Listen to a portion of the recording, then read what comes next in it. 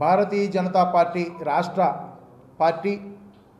రాష్ట్ర అధ్యక్షులు పెద్దలు పివిఎన్ మాధవ్ గారి ఆదేశాల మేరకు రాష్ట్రంలో ఒక దుర్మార్గమైన ప్రక్రియ కొనసాగుతుంది. అదేంటంటే దళిత క్రైస్తవుల పేరుతో హిందూ ధర్మంపై, హిందూ దేవీ దేవతలపై ఈ మధ్య కొంతమంది కమ్యూనిస్టు భావజాలంతో వైఎస్ఆర్ కాంగ్రెస్ పార్టీకి అనుకూలంగా ఉన్న కొందరు రిటైర్డ్ ఐపీఎస్, ఐఏఎస్, ఒక రిటైర్డ్ జడ్జి పేరుతోటి రాష్ట్రంలోనే అమాయకులైన దళిత వర్గాలను రెచ్చగొడుతూ, అసలు ఈ రాష్ట్రంలో దళిత వర్గాలు చాలా హ్యాపీగా ఉన్నారు కూటమి ప్రభుత్వంలో.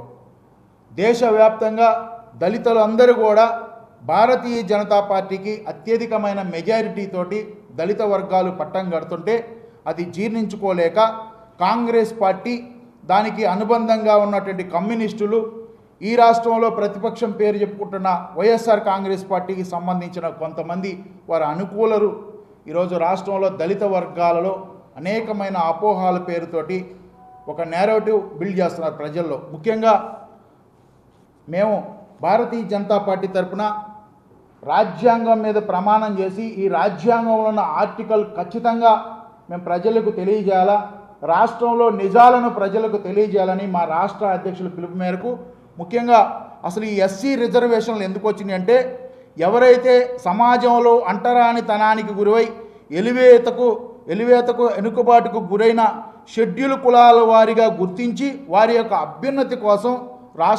దేశంలో స్వతంత్రం వచ్చిన 75 ఏళ్లుగా ఈరోజు భారత రాజ్యాంగం ప్రకారం వారికి రిజర్వేషన్లు కేటాయించాలి. వాళ్ళ వెనుకబాటుతనానికి, వాళ్ళ వెలివేతకి ఎవరైతే ఊరి చివరున్నారో వారి కోసం మాత్రమే రిజర్వేషన్లు ఇవ్వాలని భారత రాజ్యాంగంలో ఆ రోజు పొందుపరిచి డాక్టర్ బిఆర్ అంబేద్కర్ గారు అనేకమైన సెక్షన్లు దీనిలో పొందుపరిచి దళిత వర్గాలకు, ఈ దేశంలో ఉన్న దళిత వర్గాలు, వెనకబడిన వర్గాల కోసం మాత్రమే రిజర్వేషన్లు ఇచ్చారు.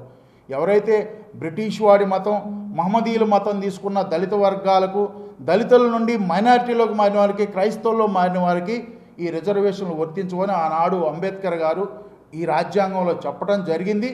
మైనారిటీ వర్గాలకు రాజ్యాంగంలో ఆర్టికల్ 30 ప్రకారం మైనారిటీల వారికి సంక్షేమ పథకాల పేరుతో విద్యాలయాలు వారికి సొంతగా నిర్మించుకోవటానికి రాజ్యాంగం హక్కు కల్పించింది. దాంట్లో మైనారిటీ సంక్షేమం పేరుతో ఏవైతే కళాశాలలు కట్టుకుంటారో, హాస్పిటల్ కట్టుకుంటారో, మతం మారిన వారికి 70% దాంట్లో రిజర్వేషన్లు కల్పించడం జరిగింది.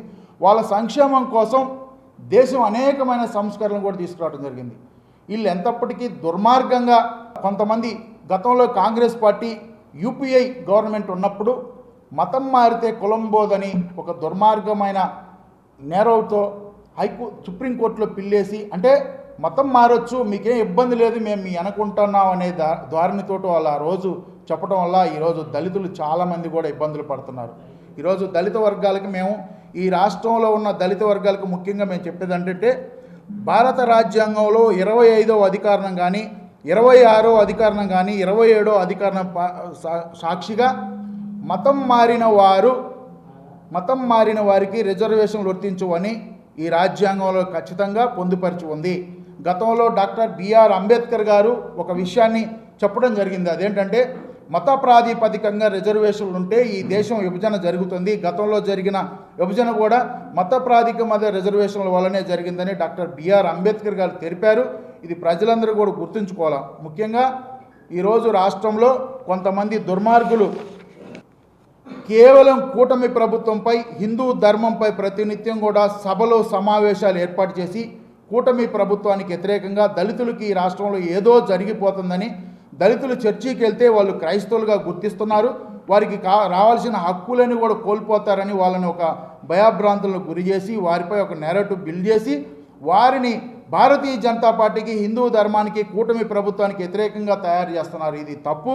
ఎందుకంటే వారందరూ కూడా వైఎస్ఆర్ కాంగ్రెస్ పార్టీకి సంబంధించిన వ్యక్తులుగా కూడా ప్రజలందరూ కూడా గుర్తించాలని, వారి చెప్పే మాటల్ని ఏ దళిత వర్గాలు కూడా నమ్మొద్దని, ఈ రాష్ట్రంలో భారతీయ జనతా పార్టీ కూటమి ప్రభుత్వం అధికారంలోకి వచ్చిన తర్వాత ఏ చర్చినైనా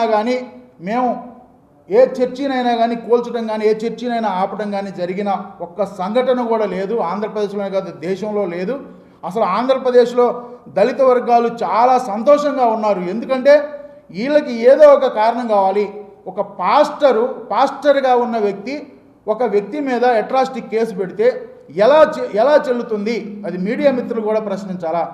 పాస్టర్గా ఉన్న వ్యక్తి అట్రాసిటీ కేసు పెట్టడం కుదరదని కోర్టు అది కొట్టివేస్తే దాన్ని పట్టుకొని రాష్ట్ర వ్యాప్తంగా కూడా దళితులందరూ కూడా ఇది వర్తింపజేసిద్ది, మీరందరూ కూడా ఈ భారతీయ జనతా పార్టీకి, హిందూ ధర్మానికి వ్యతిరేకంగా ఉండాలని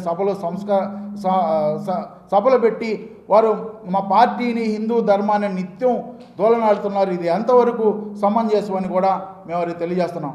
ముఖ్యంగా భారతీయ జనతా పార్టీ స్టాండు ఒకటే రాష్ట్ర ప్రజలకు తెలియజేస్తున్నాం. బలవంత మత మార్పిడులకి మేము ఖచ్చితంగా వ్యతిరేకమే. బలవంత మత మార్పిడులను ప్రోత్సహించే ప్రసక్తే లేదు. ఇంకోటి, మతం మారిన ఏ వ్యక్తులకైనా కానీ ఎవరికైనా కానీ ఎస్సీ రిజర్వేషన్ అనేది ఇవ్వడానికి మేము ఎట్టి పరిస్థితులు ఊరుకునే ప్రసక్తే లేదు. మేము అవసరమైతే ఎంతవరకైనా కోర్టు ద్వారా ఖచ్చితంగా మేము న్యాయపరంగా కూడా మేము సిద్ధంగా ఉన్నాం. అదేవిధంగా రావణ్, వాడి పేరేంటంటే ఈ మధ్య దేశవ్యాప్తంగా తెలుగు రాష్ట్రాల్లో ఒక చర్చ జరుగుతుంది. బచ్చలకూర జోసఫ్ ఆలియాస్ ప్రశ్న రావణ్, వీడు ఒక యూట్యూబ్ ఛానల్ పెట్టుకొని భారతదేశంలో పుట్టిన ప్రతి పౌరుడు కూడా సీతారాముల వారిని తల్లిదండ్రులుగా భావించుకుంటాం మనం. అలాంటి సీతారాముల వారిని వాడు యూట్యూబ్ ఛానల్ ఏర్పాటు చేసి వాడి ఇష్టం వచ్చినట్టు మాట్లాడితే ఊరుకోవాలా చెప్పండి? వాడికి అనుకూలంగా కొంతమంది కమ్యూనిస్టులు, కొంతమంది హేతువాదులు ఈ మధ్య విజయవాడ రాష్ట్రంలో కొంత సమావేశాలు చేసి వాడికి ఉపా చట్టం ఎలా వర్తించిద్దని వాడికి సపోర్ట్గా మాట్లాడుతున్నారు. సిగ్గుందా మీ అందరికీ? బుద్ధి ఉందా? దేశవ్యాప్తంగా ప్రజలందరూ కూడా రాముడిని, సీతమ్మ వారిని తల్లిదండ్రులుగా భావిస్తుంటే వాడు ఇష్టం వచ్చినట్టు యూట్యూబ్ ఛానల్ పెట్టి వాడు హిందూ ధర్మాన్ని, హిందూ దేవీ దేవతలను విమర్శిస్తుంటే మేము చూస్తూ ఊరుకోవాలా? అంటే ఈ దేశంలో రాముడిని, సీతమ్మ వారిని పూజించే వాళ్ళందరూ కూడా ఎదవలా? నా కొడక, నీ అంత చూస్తావు, నువ్వు బెయిల్ మీద బయటికి రా. నా పేరు దర్శనపు శ్రీనివాస్, నేను భారతీయ జనతా పార్టీ రాష్ట్ర అధికార ప్రతినిధిగా చెబుతాను. బెయిల్ మీద బయట ఖచ్చితంగా పట్టుకొని తండకపోతే ఎప్పుడను సీతారాముల వారిని విమర్శిస్తే ఊరుకుంటావా? రాజకీయంగా ఏదైనా విమర్శ చేయి, రాజకీయంగా ప్రజలకు ఏదైనా అన్యాయం జరిగితే ప్రశ్నించు. మేము తల్లిదండ్రులుగా భావించే దేవీ దేవతలను విమర్శిస్తుంటూ చూస్తూ ఊరుకుంటాం. వాడి మీద ఖచ్చితంగా ఉపా చట్టాన్ని అమలు చేయాల్సిందే.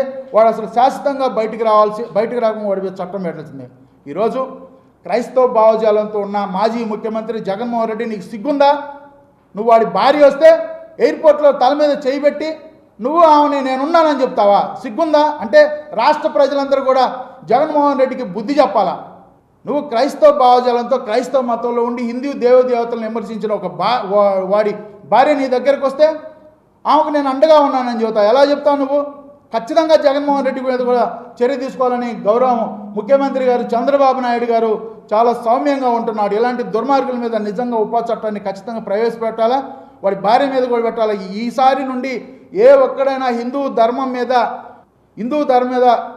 ఏదైనా ఇష్టం వచ్చినట్టు మాట్లాడితే, అబ్యూజుడ్గా మాట్లాడితే ఖచ్చితంగా వాడి మీద చర్యలు తీసుకునే విధంగా కూడా సమాజం మొత్తం కూడా భారతీయ జనతా పార్టీ కూడా ఉంటుందని కూడా మేము అందరికీ తెలియజేస్తున్నాం. ఈరోజు రాష్ట్రంలో శ్రావణ్ అని ఒక వ్యక్తి రాష్ట్రంలో అబద్ధాలతో కొంతమంది ఐపీఎస్, ఐఏఎస్ అధికారులు రిటైర్డ్ అయ్యి పని బాట లేకుండా వీళ్ళు ఉద్యోగంలో ఉన్నప్పుడు ఏ దళిత వర్గాలకు కూడా వీళ్ళు సాయం చేసి ఉండరు. ఉద్యోగం అయిపోయిన తర్వాత అంబేద్కర్ గారి పేరుతో, దళితవాదం పేరుతో హిందూ ధర్మాన్ని కించపరిచి మాట్లాడుతూ ఈ పనికి మాలిన వ్యక్తులు రాష్ట్రంలో ఏదో ఒక పార్టీలో చేరి రాబో రోజుల్లో అసెంబ్లీ టికెట్కో పార్లమెంటుకో వెళ్ళే ఉద్దేశంతో దళిత వర్గాలను రెచ్చగొడుతున్నారు. ఎటువంటి ఇబ్బంది లేదు. ఆంధ్రప్రదేశ్లో కూటమి ప్రభుత్వం గౌరవ చంద్రబాబు నాయుడు గారు దళిత వర్గాలకి చాలా సంతోషమైన ప్రభుత్వ పథకాలను అందిస్తున్నాడు. మీకు ఎటువంటి ఇబ్బంది లేదని కూడా భారతీయ జనతా పార్టీ తరఫున మేము కూటమి తరఫున తెలియజేసుకున్నాం. గౌరవ ఉప ముఖ్యమంత్రి గారిపై కూడా అసభ్యంగా ఏ ఒక్కడు మాట్లాడినా కానీ కూటమి ప్రభుత్వం తరఫున మేము ఖచ్చితంగా దాన్ని వ్యతిరేకిస్తాం. వారి మీద కఠినమైన చట్టాలు కూడా తీసుకోవాలని కూడా మేము గౌరవ ముఖ్యమంత్రి గారికి కూడా భారతీయ జనతా పార్టీ తరఫున విజ్ఞప్తి చేస్తున్నాం. ఈరోజు మా రాష్ట్ర అధ్యక్షులు పివిఎన్ మాధవ్ గారు అనేకమైన వేదికల మీద దళిత క్రైస్తవుల విషయంలో అనేకమైన విషయాలు ఆయన చెప్పడం జరిగింది. ఈ రాష్ట్రంలో దళితులకు ఎటువంటి ఇబ్బంది లేదు, ఏ ఒక్కడికి ఇబ్బంది లేదు. ఈరోజు రాష్ట్రంలో అన్ని చర్చిల్లో హ్యాపీగానే ప్రార్థన చేసుకుంటున్నారు. వాళ్ళు గతంలోనే మతం మారారు, అయినా మేము వారిని ఆ రోజు ఉన్న పరిస్థితులను బట్టి వాళ్ళు వెళ్ళారనే కానీ ఉపేక్షించాం. కానీ మేము వారి మీద ఎటువంటి బలాత్కారం మేము చేయలేదు. కానీ అబద్ధాలతో ప్రతినిత్యం కూడా పివి సునీల్ కుమార్ గారు, అదేవిధంగా విజయ్ కుమార్ గారు, జడా శ్రావణ్ గారు, హర్ష్ కుమార్ గారు, వీరందరూ కూడా ప్రజల్లో వ్యతిరేకత భావనలు చెప్తున్నారు. కొంతమంది ఎంఆర్పిఎస్ వ్యక్తులు కూడా ప్రజల్లో దళిత వర్గాల్లో నేరేటివ్ బిల్డ్ చేస్తున్నారు. దయచేసి అమాయకమైన దళిత వర్గాలారా, మీరు ఇలాంటి పనికిమాలిన వ్యక్తుల మాటలు నమ్మొద్దు. మీకు కూటమి ప్రభుత్వం అండగా ఉంటుంది. జగన్మోహన్ రెడ్డి అతను అనుకున్న సైన్యం, అతను అనుకున్న వ్యక్తుల మాటలు మీరు వారి వలలో మీరు పడొద్దు దయచేసి అని కూడా భారతీయ జనతా పార్టీ తరఫున మీ అందరికీ కూడా మేము తెలియజేసుకున్నాం. భవిష్యత్తులో కూడా ఈ రాష్ట్రంలోనే కాదు, దేశంలో భారతీయ జనతా పార్టీ ఖచ్చితంగా దళిత వర్గాలకు అండగా ఉంటుంది. ఇంకొక విషయం ఏంటంటే, అంబేద్కర్ గారిని అత్యంత గౌరవించింది భారతీయ జనతా పార్టీ. అది గుర్తుపెట్టుకోండి. అంబేద్కర్ గారి యొక్క ఆశయాలను అంబేద్కర్ గారు రాసిన రాజ్యాంగం భారతీయ జనతా పార్టీ పాలనలో మాత్రమే ఇది రాజ్యాంగం అమల్లో ఉంది. గతంలో యూపీఏ ప్రభుత్వం, గతంలో సోనియా గాంధీ గారి నాయకత్వంలో ఈ దేశంలో రాజ్యాంగమే అమల్లో లేదు. కేవలం గాంధీల కుటుంబం, ప్రాంతీయ పార్టీల్లో వాళ్ళ సొంత ఎజెండా మాత్రమే ఉండేది. ఈరోజు మాత్రమే ఈ కూటమి ప్రభుత్వంలో మాత్రమే ఈ రాజ్యాంగం అమల్లో ఉందని కూడా మేము రాజ్యాంగం సాక్షిగా మా పార్టీ నాయకులు చెప్పిన ఆదేశాలను పాటిస్తూ ఈరోజు మేము మీడియా సమావేశం పెట్టడం జరిగింది. దయ ఉంచి క్రైస్తవ మతంలోకి వెళ్ళిన దళిత వర్గాలకు ఎవరికి కూడా రిజర్వేషన్ వర్తించవు.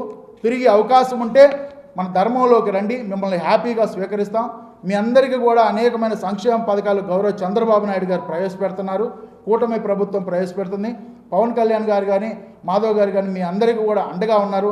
మీరు అసత్య ఆరోపణలను నమ్మొద్దు. కొంతమంది మిమ్మల్ని తప్పుడు దారిలో తీసుకెళ్తున్నారు దళిత వర్గాలకి. పల్లెటూరులో ఉన్న పేద దళిత వర్గాలు, చదువుకున్న వాళ్ళందరూ కూడా ఉద్యోగాలు చేసుకోండి. అనవసరమైన ఉద్యమాల్లోకి వెళ్ళి మీరు కేసులు బారిన పడకుండా మీరందరూ కూడా హ్యాపీగా అందరూ కూడా ఉద్యోగాల్లో ఉండాలని కూడా ఈ సందర్భంగా భారతీయ జనతా పార్టీ తరఫున మేము వారందరూ కూడా విజ్ఞప్తి చేస్తున్నాం. ఈ వీడియో నచ్చితే లైక్ చేయండి. అలాగే మా ఛానల్ ని ఫస్ట్ టైం కనుక చూస్తున్నట్టయితే ఇప్పుడే సబ్స్క్రైబ్ చేసుకుని పక్కనే ఉన్న గంట సింబల్ ని యాక్టివేట్ చేసుకోండి. అప్పుడే మేము పెట్టే ప్రతి వీడియో మీకు నోటిఫికేషన్ గా వస్తుంది. అలాగే ఈ వీడియో పూర్తిగా చూసినందుకు ధన్యవాదాలు.